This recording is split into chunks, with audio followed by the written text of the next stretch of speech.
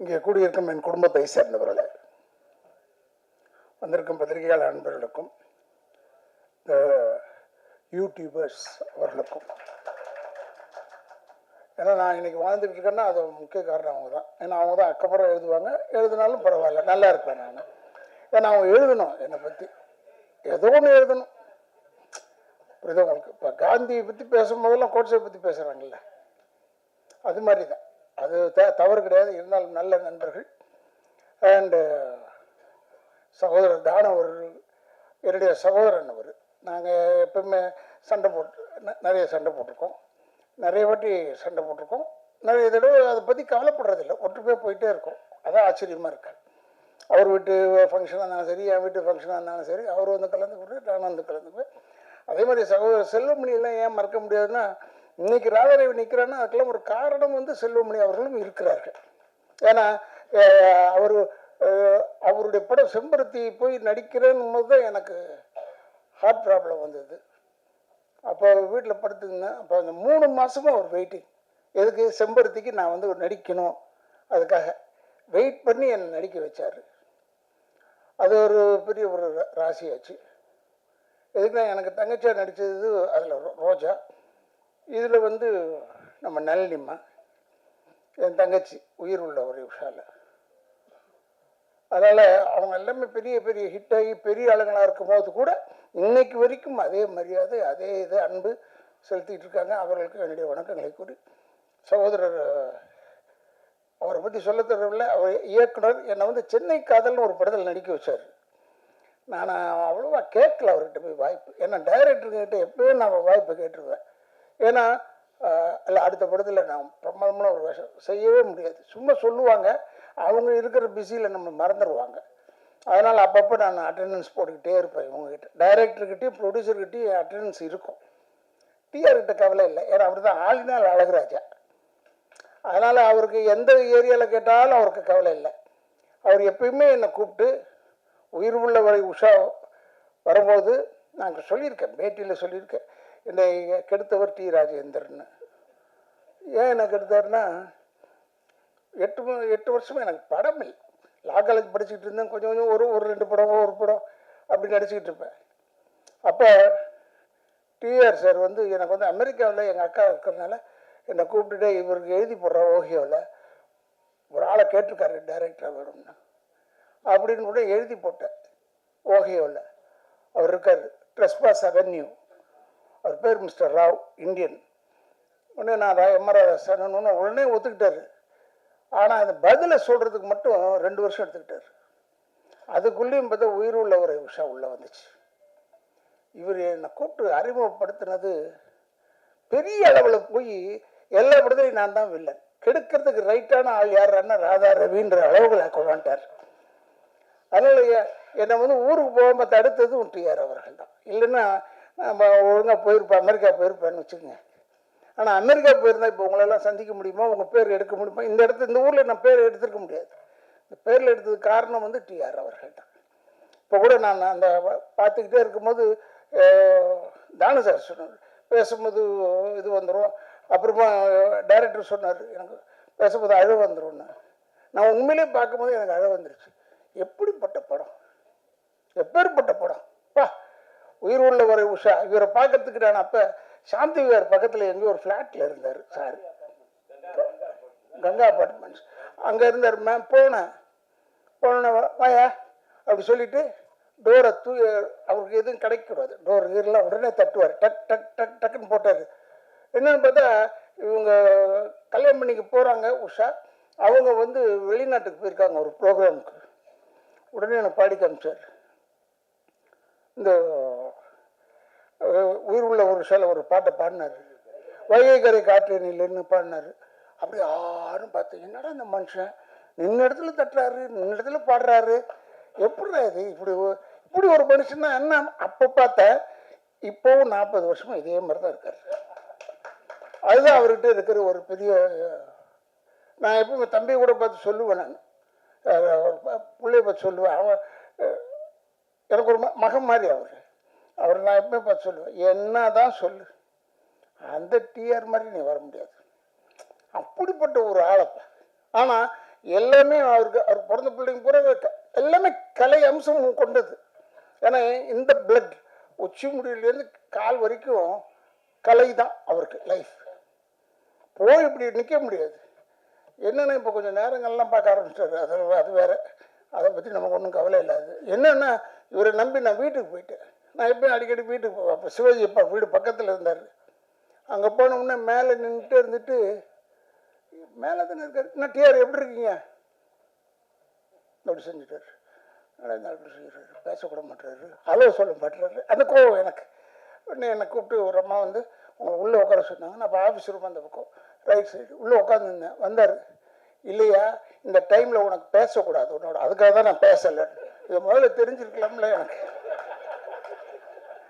அவர்கிட்ட கோச்சுக்கவும் முடியாது. அவர் சொல்றது பூரா செய்யறது பூரா எல்லாமே நல்லது. என்னென்னா அவருடைய இன்னொரு படத்தில் நடித்த நானும் நளினியும் ஜோடி. அப்போ அதில் நான் சென்ட்ரல் மினிஸ்டராக நடித்தேன். காதல் அது ஹைதராபாத்தில் எடுக்கிறோம். என்ன ஒரு லாபம்னா டெய்லி ஒரு கோழி அவுட்டு ரெடியாக இருப்போம் நாங்கள். இன்னைக்கு என்ன கோழி ஃப்ரை பண்ணிட்டியா அப்படி சொல்லுவோம். எங்களுக்கு தெரியும் எப்படி ஒரு டெய்லி ஒரு கோழி உண்டு. அது ஒரு எல்லாருக்கும் கொடுக்கறதுல அவ்வளோ அன்பானவர். இப்போ கூட சொன்னார், அவருக்கு எழுதி வச்ச வசனம்னு தானு சார் சொன்னாங்க. நான் பார்த்ததில்லை இப்படி ஒரு மனுஷனை, நான் பார்த்ததே இல்லை. ஏன்னா டைலாக்ன்றது ஒரு புக்கு கிடையாது. கையில் ஒரு பேப்பர் மட்டும்தான் இருக்கும், இந்த screenplay of the picture. Scene order படி இவர் பாட்டுக்கு சொல்லிக்கிட்டே இருப்பார் டைலாகை. நம்ம பாட்டுக்கு சொல்லிக்கிட்டே இருக்கணும். திடீர்னு ஏவிஎம்ல எடுத்துகிட்டு இருக்கும்போது, இந்த படம் நான் காதல் ஏவியத்தில் எடுத்துக்கிட்டே இருந்தேன். இல்லை இல்லை இல்லை, ஏன்னா நீங்கள் எடுத்தது ஏவிஎம்ல இதுதான். இந்த ஒரு சீன் எடுத்தீங்க, சுற்றி சுற்றி நடந்து வந்தேன். நடந்து வர ஒரு பாட்டுக்கு டைலாக் சேர்க்குறாரு. ஒரு பாட்டுக்கு நானும் விடாமல் அப்படியே நடந்து பேசிக்கிட்டே இருந்தேன். அப்போ திடீர்னு ஒருத்தன் எட்டி பார்த்துட்டான் அங்கேருந்து. யாரும் அதை எட்டி பார்த்தது, நாங்கள் பேசிக்கிட்டு இருந்தது தான். இவர் உடனே யாரும் எங்கடா அப்படி வந்தார். உன்னை இப்படி பார்த்தாரு. பார்த்துட்டு சரி அவன் இந்த வீட்டு வேலைக்காரன், கதையை வச்சுக்க, எவனாலையும் செய்ய முடியாது. அவன் நல்ல நேரம் பாரு, இந்த வீட்டு வேலைக்காரன் ஆகிட்டான்.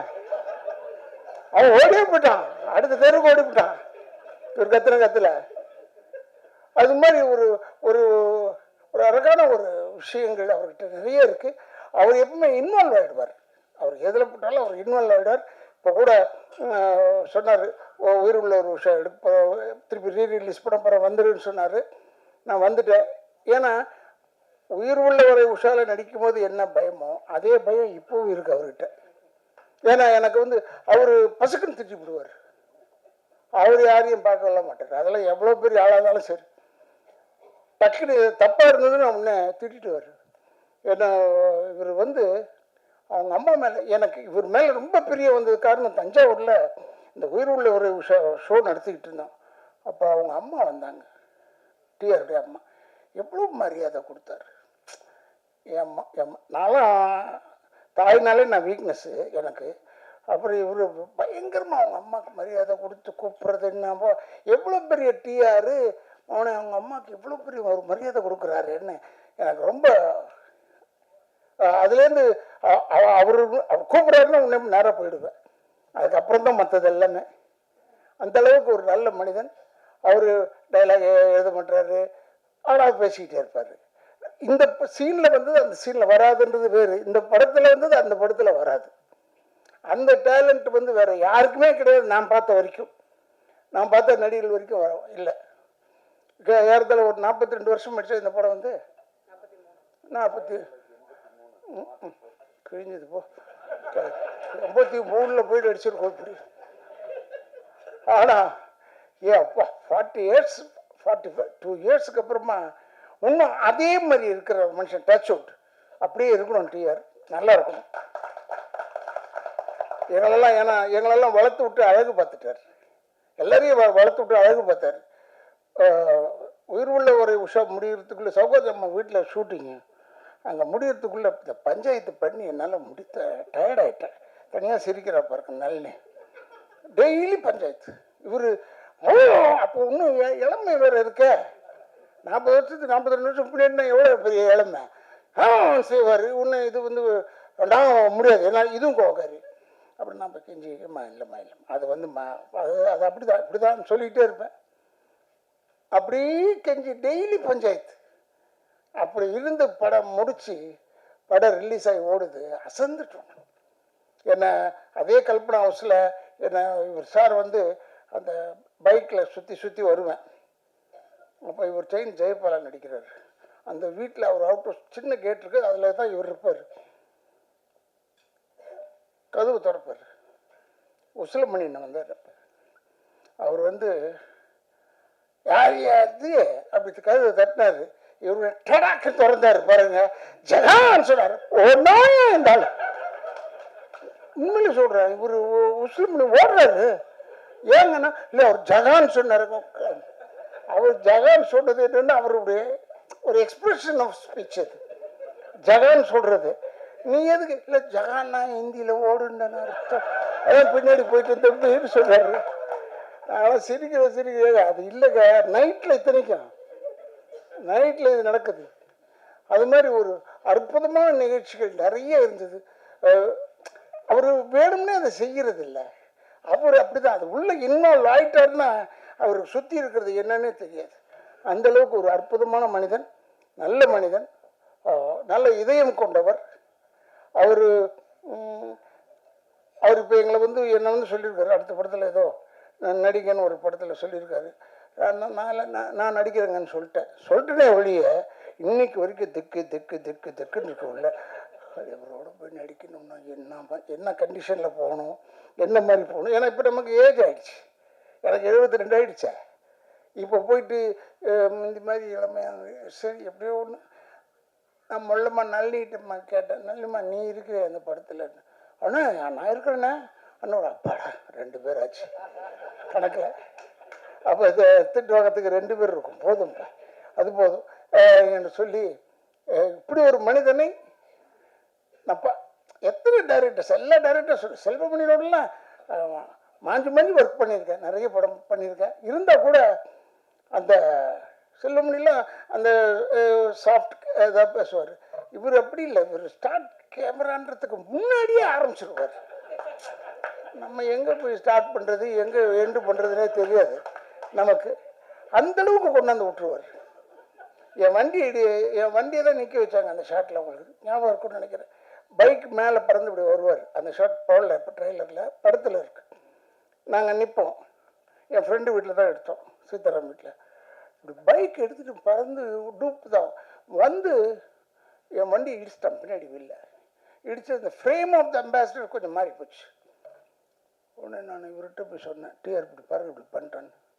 அப்படியா நான் பார்த்துக்கிறேன் போனால் அதை கரெக்ட் பண்ணி திருப்பி அந்த பாடியை கொண்டாந்து அதை ஸ்டடி பண்ணுறதுக்கு பல லட்சம் ரூபாய் செலவு. அப்போ அவ்வளோதையும் செஞ்சு கொடுத்தாரு. அப்படி ஒரு நல்ல மனிதன், நல்ல இதயம் கொண்டவர் அவர். இவர் செய்வாரோ மாட்டாரோன்னு பயந்து போய் கேட்டது ஒன்று உண்மை. இப்போ சொல்லிடுறேன், உனக்கு ஒரு வேலை இல்லையா போ அப்படி சொல்லிட்டாருன்னா என்ன செய்யறது? இவர்கிட்ட பேசவும் முடியாது. நம்ம இப்போ உஷால் நினச்சிக்கிட்டு இருக்கேன். அது மாதிரி ஒரு நல்ல ஒரு மனிதன், நல்ல இதயம் கொண்டவர். இப்போ நான் படம் பார்க்கும்போது அப்படியே நல்லிமாவை பார்த்துட்டு இருந்தேன். என்ன அழகு, அதே அழகு இப்போவும் இருக்குது, வேறு விதமாக இருக்குது.